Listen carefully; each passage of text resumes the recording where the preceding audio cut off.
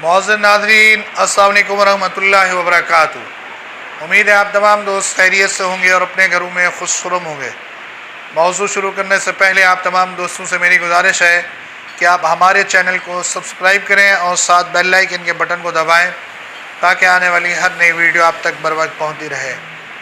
آج جو میرا اہم موضوع ہے وہ تربوز کے حوالے سے ہے کہ جب تک موسم ہے تمام دوست روزانہ کی بنیاد پہ تربوز استعمال کریں، یعنی کم و بیش 1 کلو تک روزانہ استعمال کریں۔ اس کا نفع آپ کی جگر کے تمام امراض بہتر ہوں گے اور خون پیدا ہوگا۔ اس سے مثانے کی صفائی بھی ہوتی ہے۔ تربوز روزانہ 1 کلو تک استعمال کریں، اور اس کے ساتھ اگر آپ تربوز کے ساتھ گڑ استعمال کریں، 1 شٹانگ روزانہ، یا گڑ والا پانی بنا کر 1 گلاس استعمال کرتے رہیں، تو 15 دن کے استعمال سے آپ کے گردوں کے اندر کوئی بھی اگر کچرا ہوگا تو وہ خارج ہو جائے گا۔